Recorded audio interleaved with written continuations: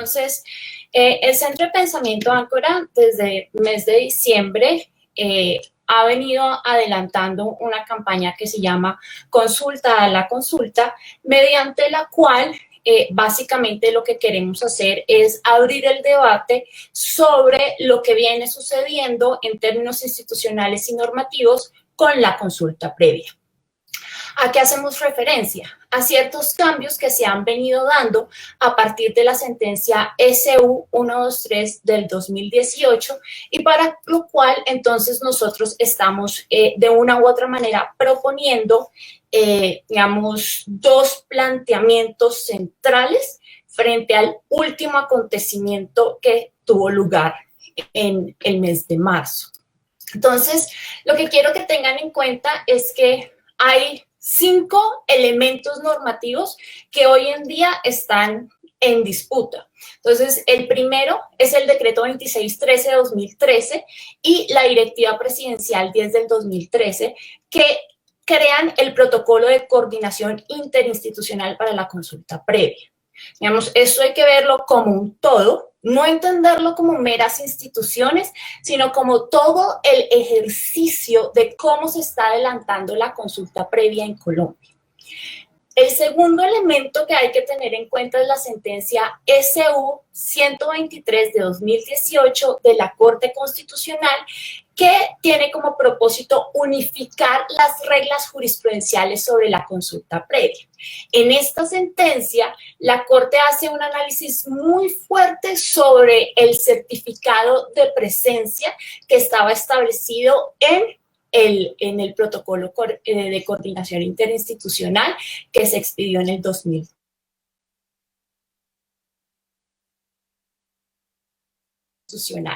Y dado los cuestionamientos que hace en materia del certificado de presencia, entonces el Ministerio del Interior expide el decreto 2353 de 2019. En este modificaciones al ministerio como tal y se crea la Dirección de la Autoridad Nacional de Consulta Previa. Esta institución es nueva frente a la dirección anterior, en tanto tiene autonomía, presupuesto, nuevos funcionarios, una nueva planta más robusta de la que se tenía anteriormente. Pero no solamente el punto aquí es la creación de esta autoridad, ojo, Autoridad Nacional de Consulta Previa, sino también que introduce el requisito de solicitud de procedencia y oportunidad de la consulta previa. Este nuevo requisito es fundamental. ¿Por qué? Porque teniendo en cuenta lo que dijo la Corte Constitucional, pues lo que hace el Ministerio del Interior es eliminar el certificado de presencia y en su lugar lo reemplaza con este requisito. ¿Qué es lo que sucede aquí? Pues obviamente uno de los grandes cuellos de botella de la consulta previa, como lo estaban manifestando, como lo identifica la Corte Constitucional, eran estos certificados. Entonces el Ministerio los elimina y ahora lo que pretende es, como primera fase, que las empresas soliciten un estudio para saber si es procedente o no la consulta previa en el área de interés. ¿Y por qué esto es tan fundamental aquí? Porque es que ya no hay un diálogo directo, ya no hay un proceso de ir a certificar si hay presencia o no, sino lo que lo que quieren aquí, digamos, enfatizar es si el proyecto o la actividad o la medida administrativa o legislativa afecta o no a los pueblos indígenas. Y para esto entonces se hace un estudio que básicamente diría yo es desde el escritorio. Y ello implicó entonces en el 2020 cambiar el asunto de la directiva 10 y ahora entonces tenemos la directiva 08 del 2020 que pone como primera fase este estudio preliminar sobre si se afecta o no. Quiero reiterar aquí un asunto y es que ya no importa si hay presencia o no, aquí lo que importa es si afecta o no el proyecto. Y el último elemento, o digamos, la última normatividad que quiero resaltar es lo correspondiente al mandato de los pueblos indígenas del 2020, noviembre. En este mandato reiteran la posición los pueblos indígenas de que no debe haber una reglamentación de la consulta previa y en su lugar se debe continuar con la ruta que ya venían adelantando sobre acercamiento con el gobierno nacional sobre consulta previa. Y aquí de este mandato sí me gustaría hacer una observación, y es que si bien los pueblos indígenas están reiterando que no desean una reglamentación de la consulta previa, lo cierto es que nosotros tenemos que aceptar que sí existe esa reglamentación, y lo que es el decreto 2613, la SU 123, el decreto 2953 y la directiva 08 son evidentemente una muestra de que sí existe esa reglamentación. Entonces no hay que perder de vista. Lo que nosotros hemos dicho en Centro de Pensamiento Áncora es que existe la reglamentación. Lo que pasa es que esa reglamentación en ningún momento ha garantizado la participación de los pueblos indígenas, que eso es un asunto totalmente diferente. Entonces, Aldemar, si puedes pasar a la siguiente diapositiva.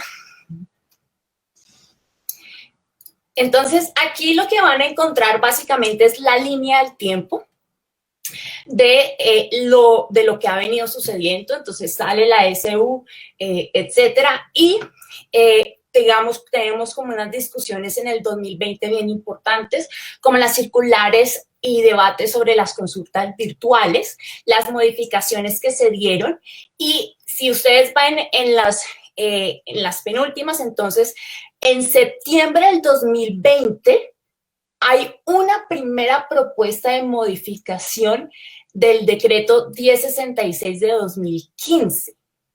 Y después de eso, tenemos el mandato de los pueblos, y en enero, a pesar del mandato de los pueblos, el ministerio radica ante la Mesa Permanente de Concertación una propuesta de modificación del 1066 que es distinta a la que publicó en su página web en septiembre.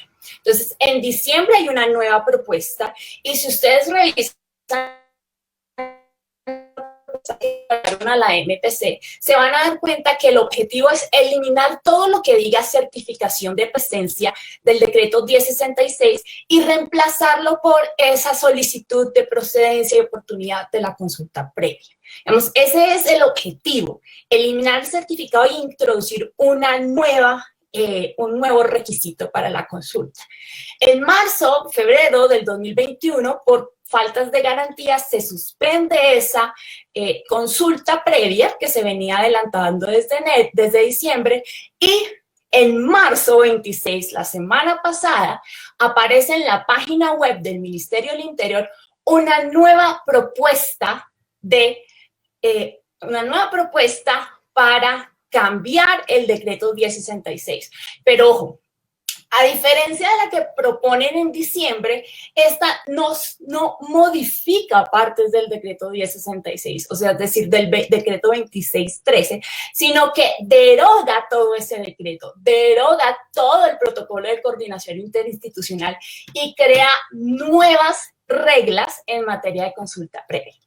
Entonces, Aldemar, clic. Entonces, quiero que nos centremos en esta presentación. Los dos planteamientos van a ser sobre esta propuesta que salió la semana pasada. Aldemar, sigue. Entonces, no voy a abordar con mucha profundidad estos puntos, solo es unos asuntos que quisiera que tuviéramos en cuenta. Primero, si ustedes leen esta propuesta de la semana pasada, se van a dar cuenta que es una ley estatutaria. Es el desarrollo completo de cómo debería ser la consulta previa. Y de nuevo, entonces, estamos ante la crítica, es ¿por qué están formulando una ley estatutaria vía decreto? ¿Hasta cuándo vamos a tener que generar este debate de lo que es una ley estatutaria, de qué es reserva estatutaria y qué podría ser en el decreto? Deberíamos ya después de 30 años de la Constitución haber superado esto y no seguir en este mismo debate. El segundo es develar el misterio no tan misterioso de este entuerto que está proponiendo el Ministerio del Interior desde el diciembre de 2019, que expide el decreto 2353 que crea la Autoridad Nacional de Consulta Previa. Quiero señalarle algunas omisiones sospechosas. Después, ¿quién podría beneficiarse y a quién afectaría esta propuesta, esta última propuesta, y las propuestas general que tenemos desde el Centro de Pensamiento Áncora? Entonces, Aldemar. Listo. Aquí les estoy poniendo qué es, o sea, digamos, el objetivo de esta propuesta de la semana pasada. Entonces, ya, clic Aldemar, se darán cuenta que establece el procedimiento para la consulta previa. O sea, aquí ya quieren hacer el procedimiento, o sea, todo lo que debería estar en una ley estatutaria. Clic. Y miren que lo ponen en los lineamientos y reglas claras. Clic. Del ejercicio del deber de consulta previa, y entonces aquí quiero que tengan en cuenta que están hablando es del deber de consulta previo, digamos. Si bien en algunos apartes de esta propuesta hablan del derecho fundamental a la consulta previa, aquí hacen, ya en el contenido normativo, empiezan a tratar de desligarse de eso de que es un derecho fundamental y ponerlo más en términos de deber, y ya se darán cuenta por qué. Y ojo, el relacionamiento con las comunidades étnicas, clic Aldemar.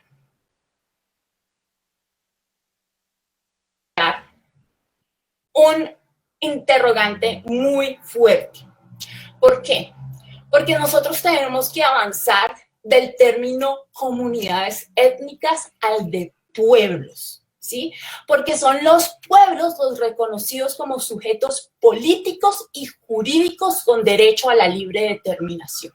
Y para eso recomiendo la sentencia 172 del 2019 de la Corte Constitucional, en donde la misma Corte en esta sentencia ya empieza a reconocer el carácter tan, lo pondría yo en estos términos, colonial del término comunidades.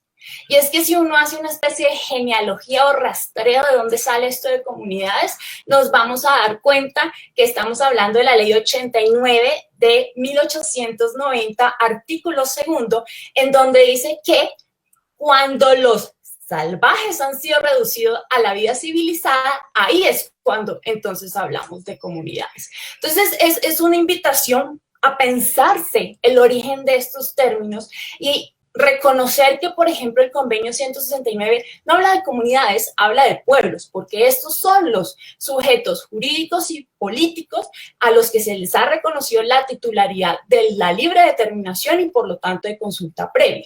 Y si nos vamos con esta última parte del relacionamiento con las comunidades étnicas, es como si estuvieran por allá aparte y tuviéramos que relacionarnos como si estuviéramos en la época de la colonia y no el deber de articulación y coordinación que nace del convenio 169 con los pueblos. Aldemar. Listo, entonces aquí les estoy, digamos, voy a hacer énfasis en esta parte del artículo 2, es más largo, entonces quiero hacer énfasis en esto del tema de la afectación directa. ¿Por qué? Porque es que recuerden que se eliminó la certificación para, en su lugar, generar el debate de lo que es la afectación.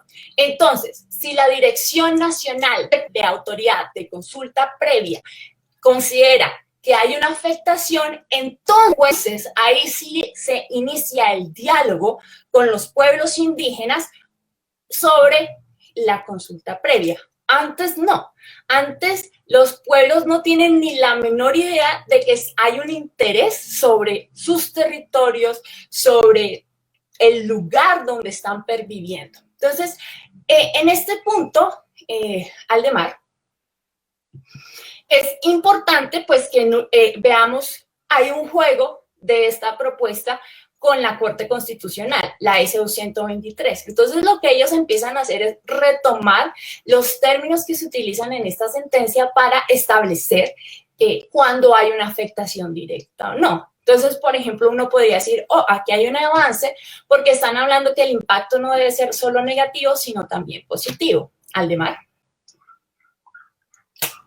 Otra vez. Y aquí nos vamos a dar cuenta de un punto de por qué esto es una ley estatutaria.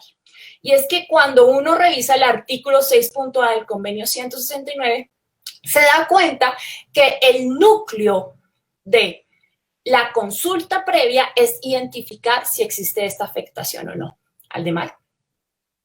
Otra vez. Entonces, claro, si uno empieza a definir qué es afectación, cuándo hay afectación, las características de la afectación, quién define la afectación, qué es lo nuclear de la consulta previa, pues estamos hablando necesariamente de que estamos reglamentando ese contenido esencial. Aldemar. Otra vez. Y entonces aquí, ¿qué vamos a encontrar?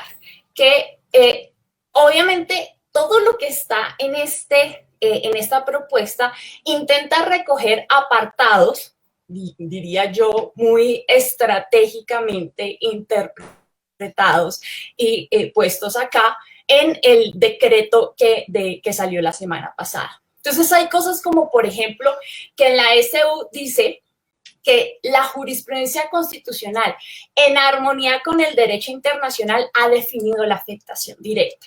Y aquí es donde me empieza a generar ruido nuevamente la Corte Constitucional, porque la Corte se ha dedicado a derogar normatividad por ausencia de consulta previa, pero la Corte, sin consulta previa, sin un mecanismo de participación, ha venido reglamentando justamente el derecho fundamental.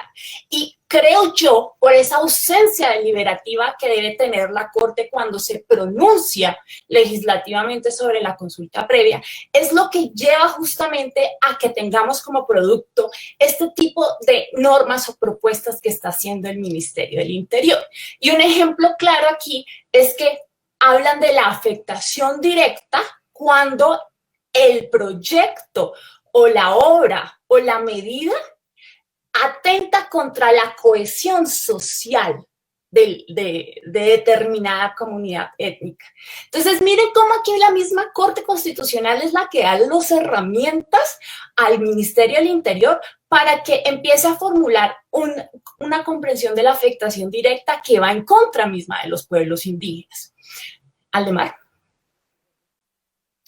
Y aquí esto es otro ejemplo dramático, diría yo, sobre el tema del alcance de la consulta previa. Entonces, miren que aquí están diciendo que los impactos intangibles, como los espirituales o los espirituales, deberán ser verificados por el ICANN. ¿Y por qué? Porque es que la empresa es la que hace la solicitud al Ministerio del Interior y la empresa es la que da los soportes, las pruebas de si hay afectación directa o no. Y es el Ministerio del Interior el que revisa los documentos que le entrega a la empresa y profiere su decisión sobre si hay afectación o no.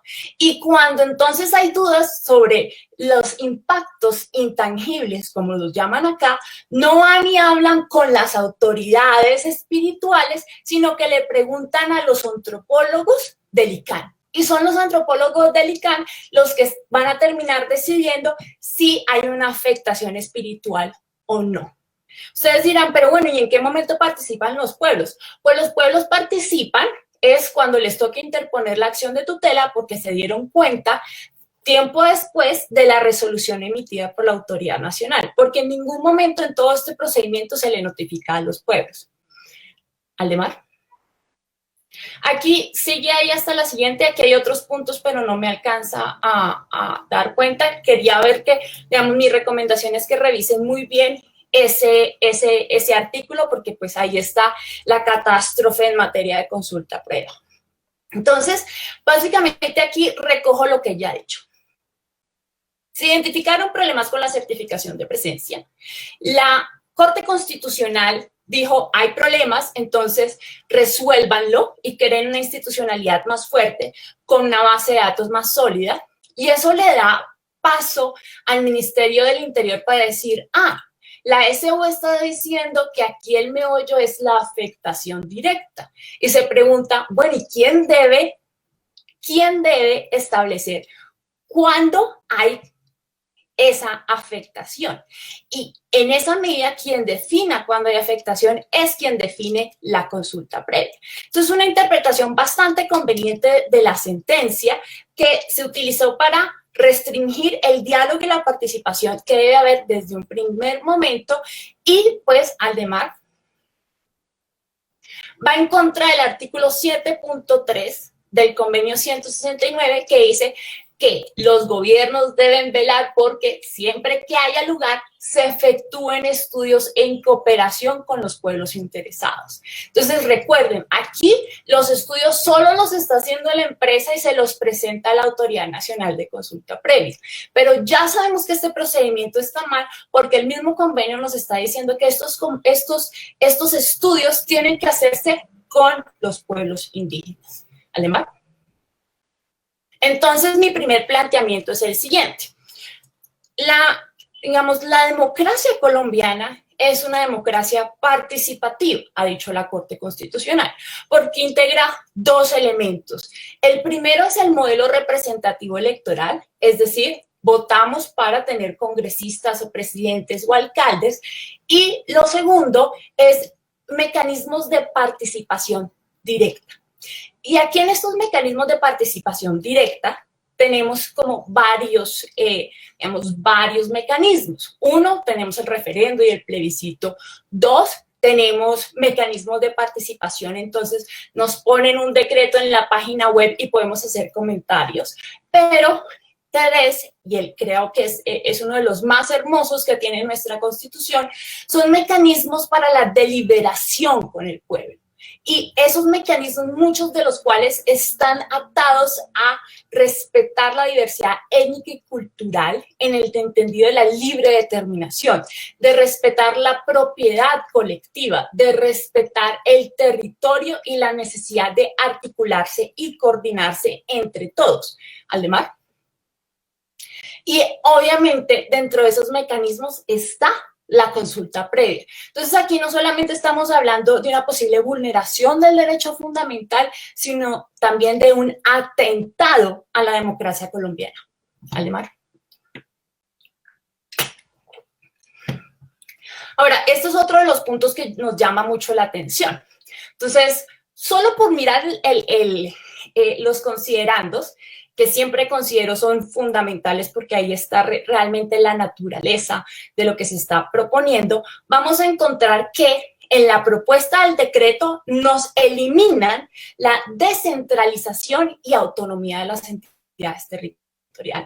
Los invito a que traten de rastrear cualquier mención de la descentralización o la autonomía de las entidades territoriales en esa propuesta. O sea, solamente en el considerando cuando definen el Estado colombiano, el artículo 1 de la Constitución ya los eliminan. Aldemar.